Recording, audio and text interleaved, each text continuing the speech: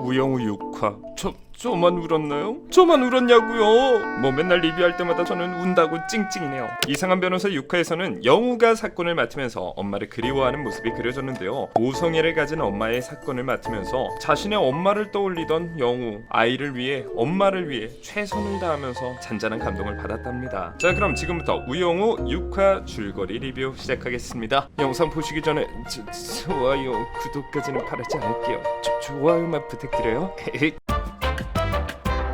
자, 시작은 보호소에 아이를 맡기는 개양심이 등장하는데요. 탈북자였던 향심은 잠든 아이에게 수면제를 먹였다며 아이가 깨어나면 자신과 떨어지지 않을 거라 말했는데요. 범죄를 저질러 교도소에 가야 했던 그녀였기에 그녀는 어쩔 수 없이 아이를 두고 돌아설 수밖에 없었던 것이죠. 한편 한바다에서는 개양심의 사건을 맡게 되는데 굴한 향심의 매력을 느낀 수연은 그녀의 사건에 매달렸고 영우에게 수연이 너무 지나친 것 같다며 수연을 자제시키라며 향심의 사건을 투입시켰죠. 이번 6화에서 제일 기억에 남는 장면은 이거 따라하는 영우 너무 귀엽지 않나요? 이에 향심을 만나러 간 영우와 수연. 향심은 5년 전 엄마라고 부르는 탈북 브로커 최영희에게 빌려준 돈 1,000만 원을 달라고 요구했지만 그는 돈을 갚는 대신 자신의 채권을 다른 탈북인 이순영에게 넘겼는데요. 얼마 후 향심은 엄마 소개로 알게 된 친구 김정희와 함께 순영의 집을 찾아가 돈을 달라고 요구했고 이웃 주민의 신고로 향심과 총희는 체포되고 말았죠. 그러나 공범 정희가 4년형을 받은 이전 판결이 있기에 4년형을 피하기는 어려운 상황. 그러자 영우는 피해자 순영의 상처에 주목했는데요. 정희와 향심이 순영을 아주 짧은 폭행을 했던 것에 비해 너무나도 심했던 순영의 상처.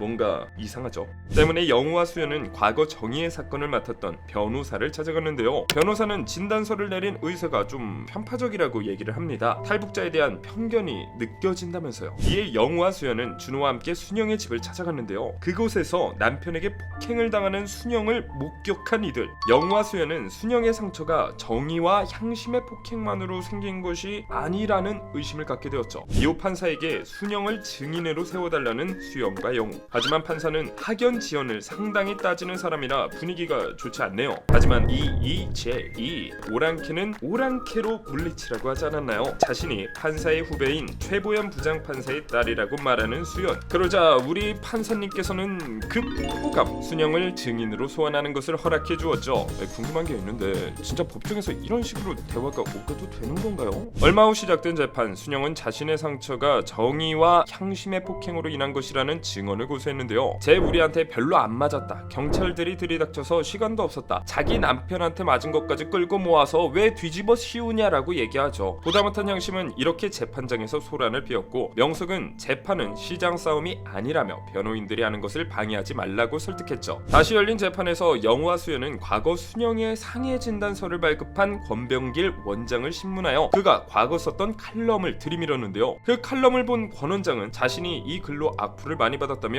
이곳은 한국인데 왜 한국인을 보호하지 않고 탈북민을 보호하느냐고 따져 물었죠. 그의 격한 반응에 눈살을 찌푸리는 배심원들. 하지만 이 사실을 알게 된 승주는 대노하고 말았는데요. 권 원장에 속한 정의모, 정의로 의사들의 모임이라나 뭐라나 정의롭긴 뭐가 정의로워. 어쨌든 그 정의모에게 공들이고 있었는데 한바다 변호사들이 그를 재판장에서 압박한 일로 일이 틀어지게 됐다고 아주 극대노를 하죠. 모두가 보는 자리에서 면박을 받게 된 명석은 기가 죽은 영우와 수연을 다독이며 최선을 다할 것을 전했는데요. 저는 이 장면 너무 멋있고 개인적으로는 저런 선임이 있다면 정말 회사 다닐 때 든든할 것 같다는 생각이 드네요. 얼마 후 향심이 딸을 만나는 모습을 본 영우는 그녀를 돕기 위해 새로운 대안을 생각해내는데요. 그것은 그들이 북한 사람들이니 북한법을 적용시키자는 것이죠. 하지만 향심은 자신은 무슨 짓을 해서든 돈을 받으려고 했다고 주장했고 그녀의 말은 곧 영우와 수연의 주장을 무색하게 만들어버렸죠. 너무 순수하고 솔직한 향심입니다. 이제 판결만을 남겨둔 상황. 배심원들은 이미 향심에 대한 의견을 나누고 있지만 영우는 마지막으로 위헌 법률 심판 재청 신청을 떠올렸는데요. 곧장 판사를 찾아간 영우와 수영. 하지만 법정 밖에서 따로 변론하는 것은 금지되어 있기에 판사는 불쾌한 기색을 노골적으로 드러냈죠. 그리고 젊은 변호사들이라서 열정 넘치는 건 이해하지만 열정도 부릴 때가 있고 안 부릴 때가 있는 거라며 다그치죠. 하지만 우리 영우는 젊은 변호사라서 그런 게 아니라 개양심 씨가 위대한 어머니라서 이러는 겁니다. 어미고래처럼요 라고 말하죠. 그리고 자식을 버리지 않으려고 5년이나 도망 생활을 한 어머니의 사정을 헤아려 달라고 말합니다. 하지만 판사는 냉정하게 법정 외의 변론이라며 다시 한번 영우와 수영을 다그칩니다. 이후 터덜터덜 밖으로 나온 영우와 수연, 그리고 영우는 고래 사냥법에 대해 이야기하는데, 고래를 사냥할 때 새끼에게 작사를 던져 고통스러워하면 어미는 절대 새끼 곁을 떠나지 못한다며 자기도 고래였다면 엄마도 날 버리지 않았을까라고 말합니다. 향심을 통해 엄마를 본 듯 아쉬운 마음을 감추지 못하죠.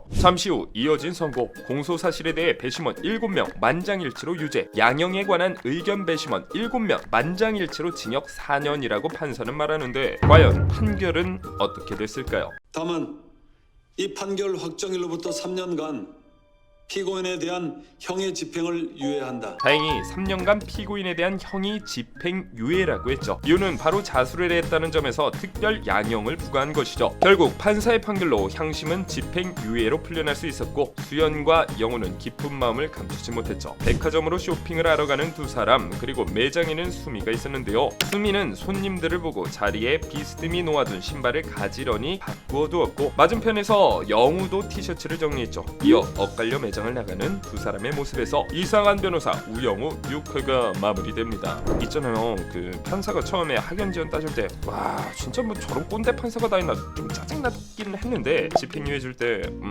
뭐 꼭 그렇게 나쁘진 않을지도 하면서 감동받았습니다. 그냥 방해만 하는 인물일 줄 알았는데 이런 반전 매력을 보여주다니 나쁘지 않을지.